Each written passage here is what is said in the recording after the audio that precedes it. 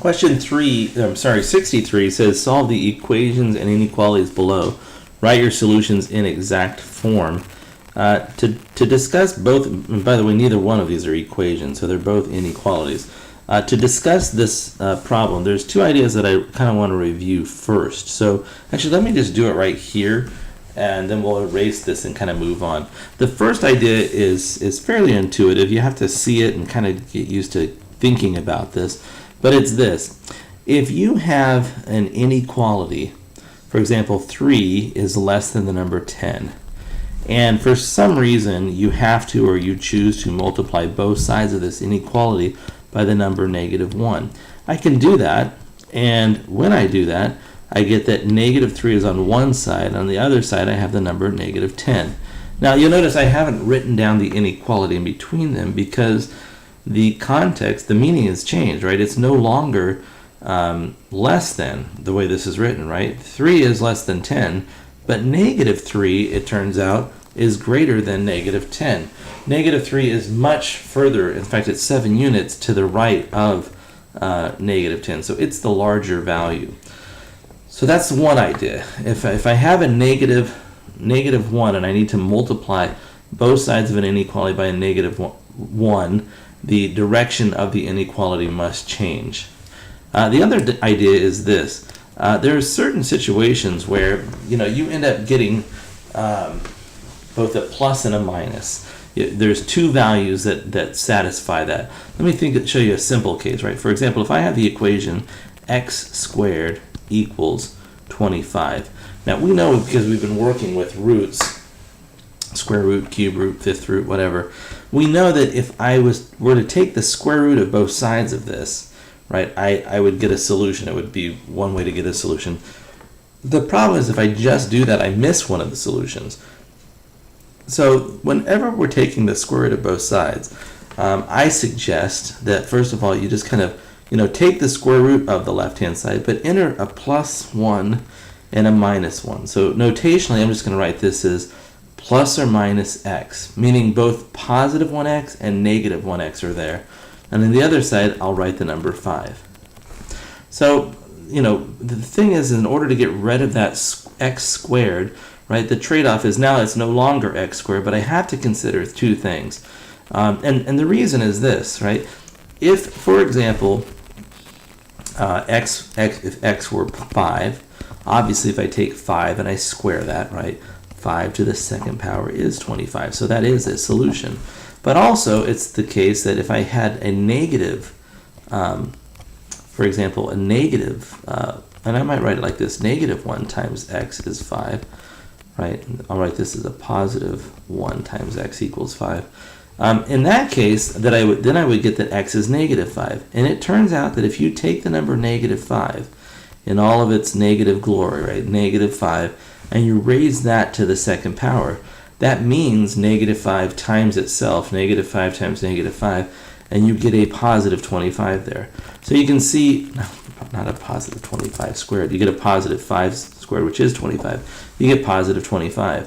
So you see, when we take the square root of both sides, it's a great way for figuring out what x is, but it does introduce the fact that there are two solutions there, both the positive and negative. And what I want us to focus on is whenever I take the square root of both sides, inherent in that is this idea that there's both a +1x and a -1x in both parts.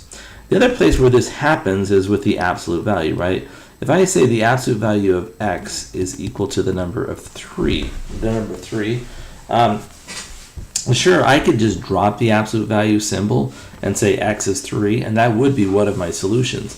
But there's another thing that x could be is also, right? X also could be a -3. And you can see that when you write it out, right? If I was to write out the absolute value of 3, well, that is clearly 3.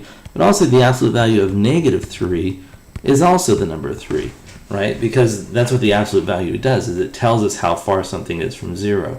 So another tricky thing, when I want to get rid of the absolute value symbol, I have to introduce this idea of a +1 and a -1. So for example, if I had this equation, the absolute value of something, I'll say equals 5, I would prefer to write it like this. I've got a plus or a minus out in front of that x, equals the number 5. And I can look at it like this, like I wrote below, right? I've got a positive 1 times the x is 5, and I've got a negative 1 times the x is 5. So there's two numbers there that are part of my answer, right? Both the positive 5 and, if I divide both sides by negative 1, the negative 5. So I claim that those two ideas are kind of important for us to understand these problems. So let's go ahead and take a look at both of them. Now we'll look at A first. A has the quantity b minus 4 squared is less than 12. In order to get that square root, or squaring, to go away, I'm going to take the square root of both sides. But when I do that, I have to understand this trade-off. I have to introduce both that thing that I'm squaring could be positive or it could be negative. The thing that I'm squaring is b minus 4, so that could be plus or minus. And on the other side, when I take the square root of the other side, it's not, pretty, but it is the square root of the number 12. So I have here plus or minus b minus 4 is less than the square root of 12. Now you may be saying to yourself, well, that doesn't feel like a nice answer so far. And it may not be pretty when we're done, but it will definitely tell us what values b can take on. What we need to do now is we need to deal with this plus or minus thing. And because we have an inequality here, we have less than, the plus or minus, remember when we multiply or divide by a negative number, it changes the direction of my inequality. So there's two situations I have to consider. And we'll look at the positive one first, right? One of them is plus b minus 4 is less than the square root of 12. And the other one is minus, or the opposite of b minus 4 is less than the square root of 12. So far so good, right? I just took this expression and I wrote it two different ones, right? Both the plus and the minus. The one that's positive is pretty straightforward. I'm just gonna, drop the parentheses there and it's gone. So now I just have b minus 4 is less than root 12. And then finally, to get what b is, I'm going to take and add 4 to both sides. And actually, I'm going to choose to write it like this. I'll write it as 4 plus the square root of the number 12. So and I don't know why I decided to write that as equals. It's not. It's b is smaller than that number, right? B's must be below 4 plus the square root of 12. On the other side of that, I'm going to choose to divide both sides by negative 1. And maybe you don't see this, but this is negative 1 times the quantity b plus b minus 4. Just like this over here was a positive 1. So it's a positive 1 times that. And maybe that's helpful to see that. Now when I divide both sides by negative 1, the thing that is important to note is that the direction, for the reasons that we just spoke of, the direction of my inequality switches. So now, the thing that's larger is b minus 4. b minus 4 is greater than, and check this out, this is now a negative square root of 12. Notice that negative is outside of the radical, but it is negative root 12. Now, finally, to get b alone, we're going to go ahead and add 4 to both sides. And this says that b's must be greater than, and I'm going to write this as a positive 4 minus the square root of 12. Now I can put both of these together. It's a less than statement, so I can combine them in one and statement. And if I can see this, it says b's are greater than something, but b's are smaller than something. B's are in between two things. And I'll write it like this. Right? B's are less than something, but b's are also greater than something. So b's are greater than 4 minus root 12. And if you look at it, you can see here's the 4 minus root 12. That's the thing that's the smallest of all, and then b's are bigger than those. B's are the next up. And then I've got my b, and then the thing that's even bigger than b, right? B's are smaller than this, and that's 4 plus the square root of 12. So as long as b's are in that range, right? Or as long as b's are in between, they're bigger than 4 minus root 12 and they're smaller than 4 plus root 12, this inequality right here b minus 4 quantity squared is less than 12 will be true. So if you want to find where values of b or what values of b make that inequality, the original inequality, true, they just have to be inside of here. And of course, for practical purposes, if you're trying to pick numbers in that range, by all means use your calculator and ask it what are some decimal approximations of numbers in that range. But this is an exact answer, and the question did ask for an exact answer. And there is a part B to this question, so let's take a look at it. In order to get rid of the absolute value symbol, you need to isolate it first. Same thing with squares. If you're going to take the square root of both sides, make sure your perfect square is isolated first. For this problem, that's going to mean that I'm going to rewrite this as the absolute value of 3 plus x. I'm going to just add 9 to both sides of this inequality. I'm going to get that that's less than or equal to the number 30. Now, in order to get rid of the absolute value symbol, this is the thing this is my trade-off. I need to enter this plus minus idea. So I have plus or minus. Either this thing inside the absolute value is a positive value or it's a negative value. I don't know which one it is. But it's plus or minus, and then that must be less than or equal to 30. It's simple, right? Maybe not. Be careful, Roberts.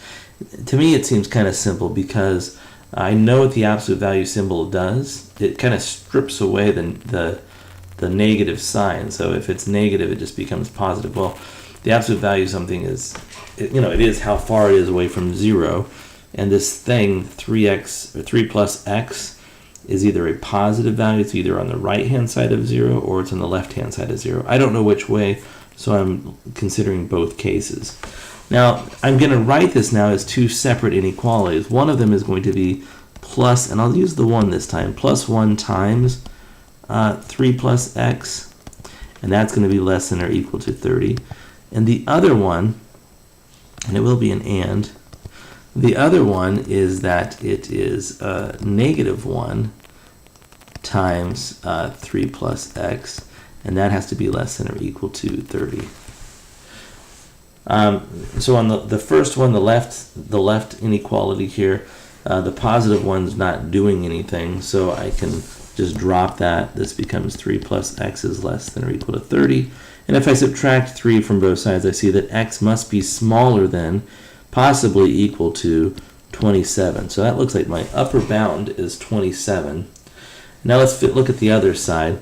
On the other side, I need to get rid of this negative 1, right? So I'm going to multiply both sides of this by negative 1. When I multiply by negative 1 times negative 1, this becomes just a positive 3 plus x. But this becomes a negative 30, and more importantly, the direction of my inequality symbol switches. So now I have 3 plus x is greater than or equal to negative 30.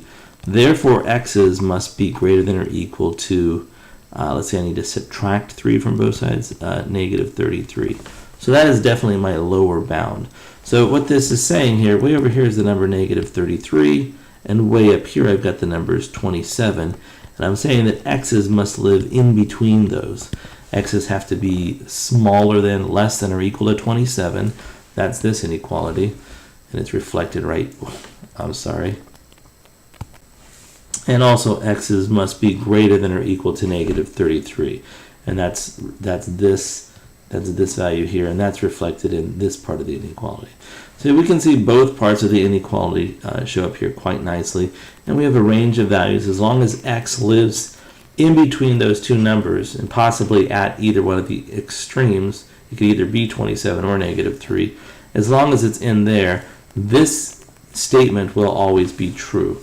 So the values of x that make this statement true are those values that are between negative 33 and positive 27.